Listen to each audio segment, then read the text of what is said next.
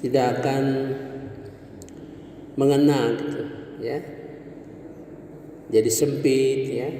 Sebenarnya jiwa kita itu ya. Fakro itu fakir ya. Jadi kalau fakir itu ada 4 pengertian kemarin kan. Fakir itu pertama yang menyangkut benda, ya kan? Miskin karena benda. Kemudian miskin, yang miskin di jiwa, ya miskin di jiwa. Kemudian miskin itu juga yang membuat Nabi Muhammad sedih, ya, apabila miskin itu kekurangan terhadap harapan kita kepada Allah Subhanahu wa taala, ya kan? Jadi 3 ini pengertian itulah yang bisa meluaskan ayat ini gitu. Kalau kita hanya satu aja, miskin, maka selesai ayat ini, ya. Bagaimana setan menggoda kita dari segi harta, ya kan? Selesai. Padahal tidak demikian. Gitu. Saking penting kita mempelajari Al-Quran itu dalam arti memahami Arabnya. Ya. Mari kita lihat ayat 267. Wahai orang-orang yang beriman, infakkanlah sebagian hasil usahamu yang baik-baik dan sebagian dari yang kami keluarkan dari bumi untukmu.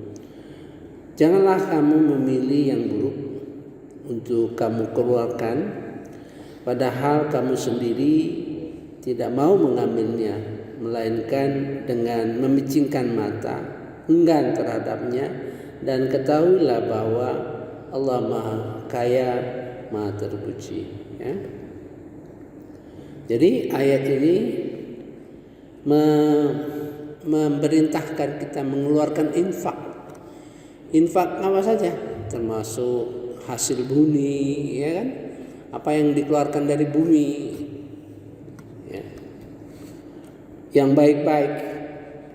Ya ayyuhalladzina amanu anfiqu min thayyiba, yang baik-baik, ma kasabtum, yang kamu usahakan, yang usaha kita misalnya kerja, ya, dapat penghasilan, kemudian penghasilan itu kita infakkan. Infak itu umum, ya, artinya umum. Seluruh yang kita berikan dalam bentuk harta maupun fisik maupun non fisik itu pemberian semua, ya, termasuk ilmu, ya, kemampuan kita memimpin, ya, itu yang kita berikan kepada Allah Subhanahu wa taala dalam rangka mengabdi, ya. Wa mimma akhrajna lakum minal ard, yang dikeluarkan dari bumi. Nah, dalam perjalanan ini tentu digoda setan, ya, digoda setan, ya. Wala tayammamul khabith, janganlah sengaja memilih yang buruk-buruk. Misalnya zakat hasil pertanian misalnya, kan dipilihlah beras, katakanlah beras yang diafkir gitu, beras yang jelek gitu. Nah, itu jangan sampai demikian. Tunfiku, kalian berinfak, berzakat, padahal kamu sendiri tidak mau mengambilnya gitu, ya. Jadi beras yang jelek itu kita sendiri nggak mau makannya, kan gitu, ya. Ulastum biakhirihi illa an tughmidu fih, nutup mata, ya. Wa'lamu ketahuilah Annallaha ghaniyun hamid. Allah itu Maha Kaya. Jadi persoalan ini ya, Allah memberikan contoh. Berarti kalau orang itu seperti itu ya, memilih beras yang jelek-jelek untuk dizakatkan ya, memilih sayur-sayur yang jelek untuk diwakafkan, itu orang itu jiwanya itu kerdil gitu. Jiwanya itu sempit gitu ya. Itu jadi dasar kita berpikir gitu. Jadi orang itu sempit, enggak punya jiwa yang besar, tidak pernah ingin menyenangkan orang gitu. Padahal ini yang pokok. Zakat itu infak. Zakat itu sejenis infak yang harus dikeluarkan berdasarkan ukuran tertentu dalam jangka waktu tertentu. Infak itu yang menjadi dasar yang harus ya, apalagi dia mau berinfak untuk kepentingan sosial yang tidak ada hukumnya, dalam arti tidak digariskan berapanya ukuran waktu ya, apalagi padahal ini yang pokok gitu ya. Maka orang itu kerdil. Nah, gitu. Asy-syaitan ya'idukum al-faqra. Ya. Setan menjanjikan, menakut-nakuti kalian ini supaya mudah mengerti. Jadi Al-Qur'an itu selalu memberikan contoh yang mudah dipahami. Biasanya dikaitkan dengan harta, ya, mudah dilihat, mudah dipahami. Padahal itu termasuk segala hal yang dikaruniai oleh Allah Subhanahu wa taala kepada kita. Segala hal. Sehat, ya kan? Kemampuan memanage, kemampuan memimpin gitu, ya. Kemampuan bernegosiasi, punya pergaulan yang luas, ya, networking yang bagus, ya, itu semua itu ya. Wa ya'murukum bil fahsya. Begitu kita fakir, jiwa kita sempit, segera diperintah oleh setan untuk melakukan. Seandainya ya, fakir itu, kemiskinan jiwa kita mudah sekali dipengaruhi oleh keinginan seks misalnya. Begitu melihat cewek katakanlah, tuh matanya bukan main tuh. Ya. Begitu fakir jiwa kita terhadap seksual itu, maka bisa kita melakukan bil fahsya, ya, bil fahsya. Tuh.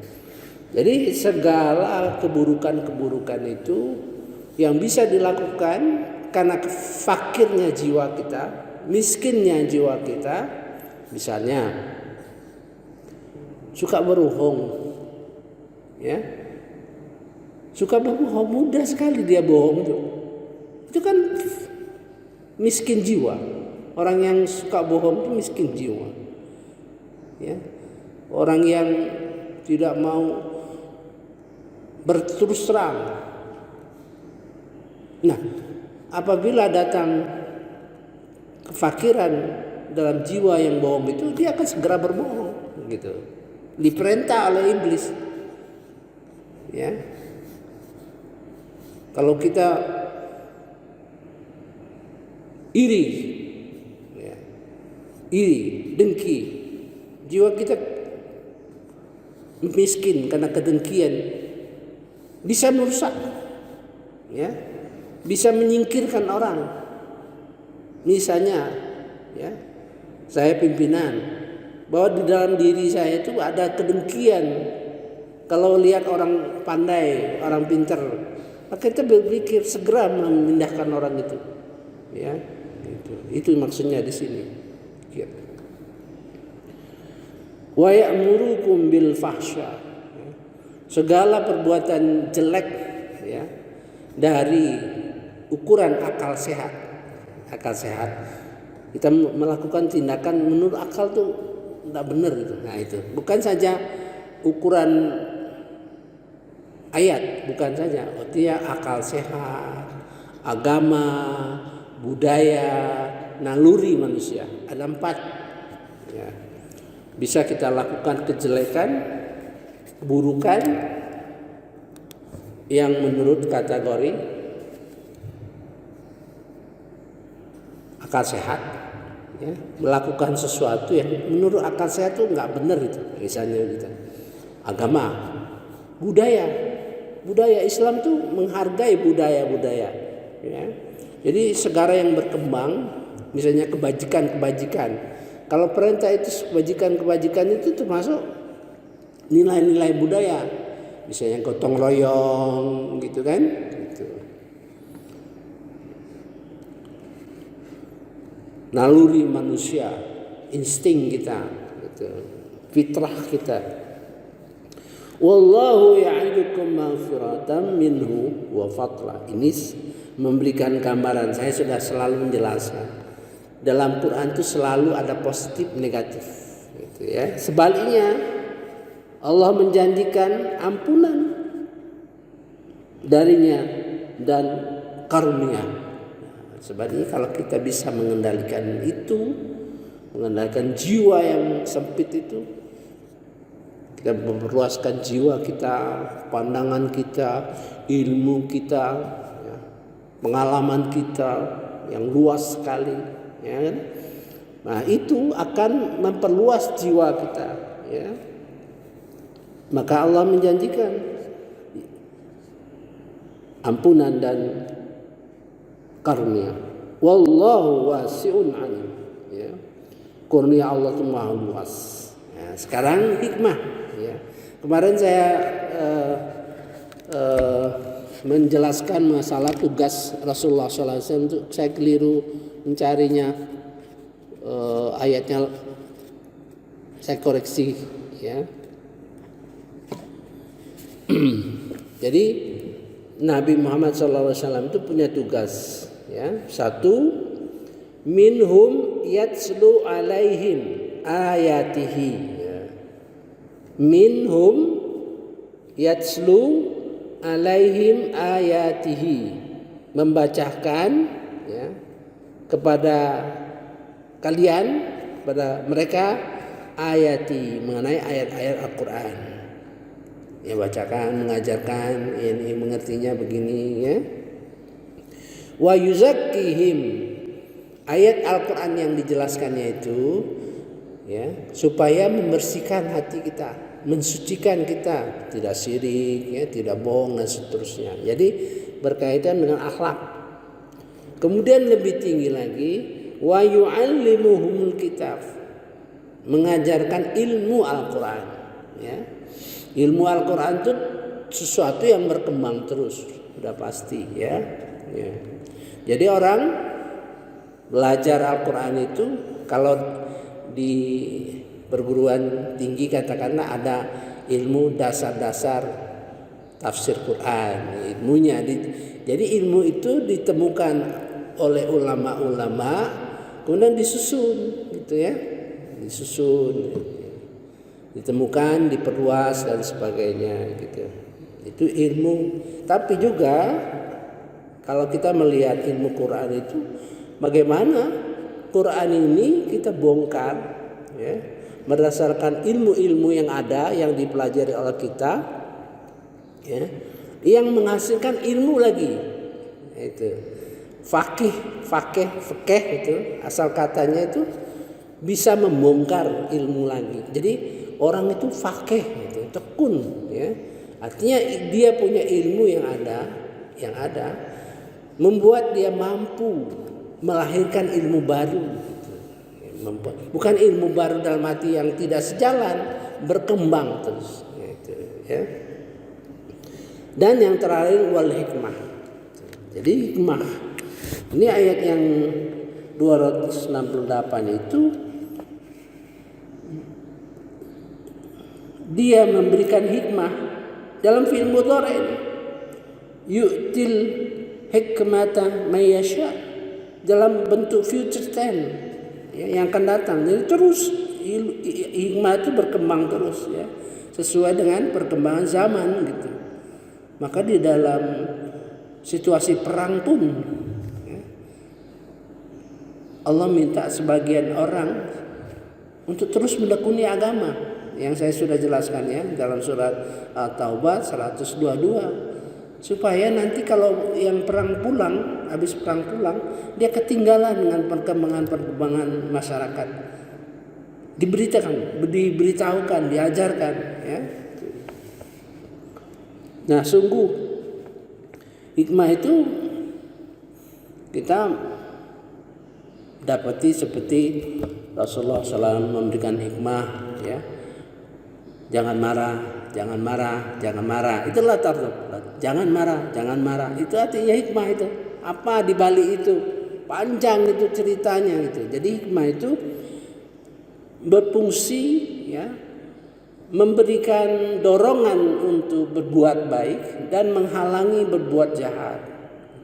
Nah, ia memerlukan ilmu pengetahuan dan kemampuan untuk melaksanakannya. Nah, di situ hikmah. Jadi kalau sudah kita pelajari, maka akan datang hikmahnya. Ya.